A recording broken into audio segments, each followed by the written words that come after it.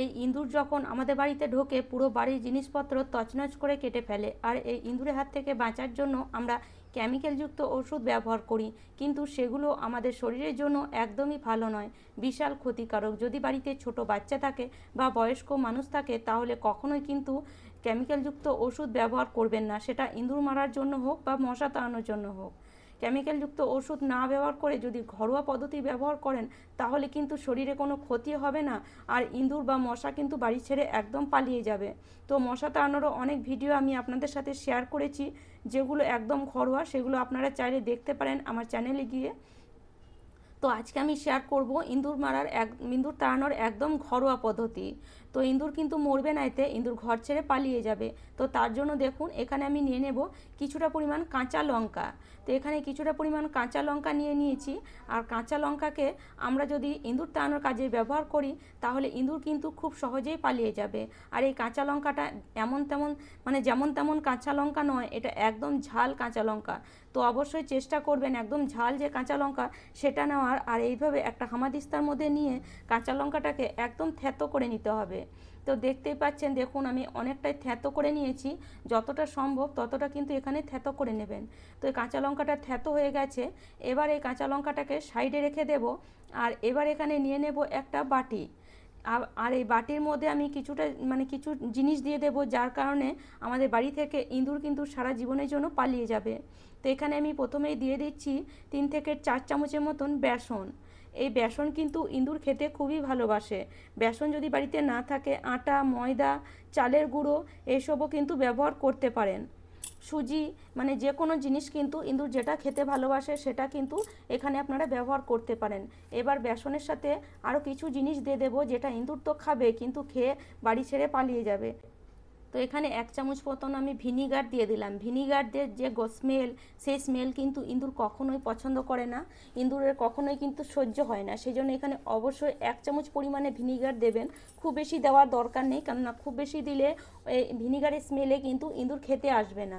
তার সাথে সাথে এখানে দিয়ে দিচ্ছি দেখুন কিছুটা পরিমাণ গোলমরিচের গুঁড়ো।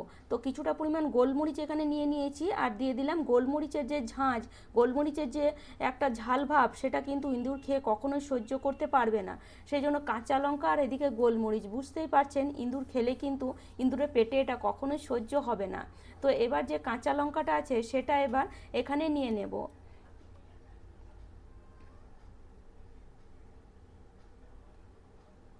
তো সব কাঁচা লঙ্কাটাকে এইভাবে একটা চামচ দিয়ে হামাদিস্তার সাহায্যে বের করে নেব, হামাদিস্তা দিয়ে বের করে নেব একটা চামচ দিয়ে। আর দেখতেই পাচ্ছেন এখানে কিন্তু আমি কাঁচা লঙ্কা প্রায় 5 থেকে 6 পিস নিয়েছিলাম।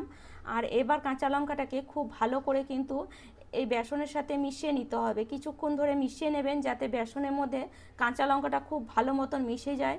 বেসনের গন্ধে কিন্তু কাঁচা লঙ্কার যে স্মেল সেটা বোঝা যাবে না, সেই জন্য ইঁদুর কিন্তু এটা খেতে আসবেই আসবে। এবার এর মধ্যে আরও একটা জিনিস দিয়ে দেব, যার কারণে ইঁদুর খেলে কিন্তু ইঁদুরের পেটে কখনোই সহ্য হবে না। তো সেটা হলো 1/2 চামচ পরিমাণে খাওয়ার সোডা। 1/2 চামচ পরিমাণে খাওয়ার সোডা দিলে ইঁদুরের পেটে কিন্তু এটা খাওয়ার পরে পেটের মধ্যে একটা মানে রিয়াকশান তৈরি হবে, যার কারণে ইঁদুর কিন্তু বাড়ি ছেড়ে পালিয়ে যাবে। খাওয়ার সোডা দেওয়ার পরে এবার এটাকে ভালো করে সামান্য জল দিয়ে গুলে নিতে হবে। তো একটু খুব পাতলাও করা যাবে না, আবার খুব ঘনও রাখা যাবে না, এরকম মিডিয়াম করে এটাকে একটু গুলে নিতে হবে। তো দেখতেই পাচ্ছেন বেসনটা এবার আমি গুলে নিয়েছি। আর গুলার সঙ্গে সঙ্গে দেখবেন বেসনটা একদম হালকা হয়ে যাবে, যেটা কিন্তু ইঁদুরের জন্য একদম বিশাল ক্ষতিকারক। ইঁদুর খেলে কিন্তু ইঁদুরের পেটে একটা বিশাল ক্ষতি হবে। ইঁদুরের পেটে কিন্তু ফেঁপে যাবে ইঁদুরের পেট, যেহেতু এখানে আমরা খাওয়ার সোডা ব্যবহার করেছি, ভিনিগার ব্যবহার করেছি, সেই কারণে। এবার কি করব, এখানে নিয়ে নেব একটা রুটি, পরোটা, যে কোনো খাওয়ার জিনিস, এখানে বিস্কুট, যে কোনো খাওয়ার জিনিস এখানে নিয়ে নিতে পারেন। তো আমার কাছে এরকম 8খানা পরোটা ছিল, তো সেটাই আমি এখানে নিয়ে নিয়েছি। যেহেতু ইঁদুর এগুলোকে খেতে আসে রাতের বেলায়, দেখবেন এরকম রুটি পরোটা যদি এমনি আপনি রেখে দেন কোনো জায়গার মধ্যে, সেটা কিন্তু ইঁদুর তুলে খেতে যায়। তো এরকম যদি খোলা অবস্থায় রাখেন তাহলে তো ইঁদুর সেটা খাবেই খাবে। তো এইভাবে আমরা পরোটার ওপরে এটাকে এইভাবে দিয়ে এবার এটাকে আমরা দিয়ে দেবো ইঁদুরের খাওয়ার জন্য। ইঁদুর কিন্তু পরোটার গন্ধে দৌড়ে আসবে এটাকে খেতে। তার মধ্যে যেহেতু বেসন দেওয়া আছে, বেসনও কিন্তু ইঁদুর খেতে আসবে। তো বাকি যে ব্যাটারটা আছে তার মধ্যে এবার আমি দিয়ে দেবো কিছুটা পরিমাণ পেপার। দেখবেন পেপার কিন্তু ইঁদুর কাটতে ভালোবাসে, ইঁদুর না খেলেও।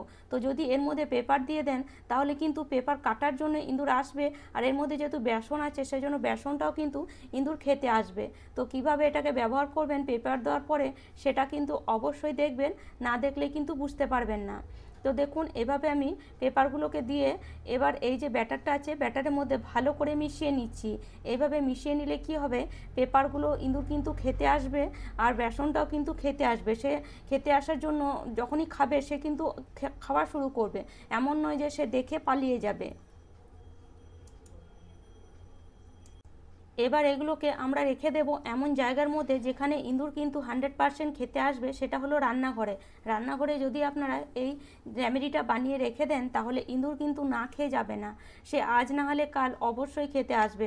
তো বিশেষ করে রাতের বেলায় যদি এভাবে বানিয়ে রান্না করে বা যে কোনো জায়গায় যেখানে আপনাদের মনে হয় যে ইঁদুর বেশি আসে, যেখানে আপনাদের খাবার বেশি রাখা থাকে, সেই জায়গার মধ্যে অন্য খাবারের বদলে এই দুটো জিনিস রেখে দেন।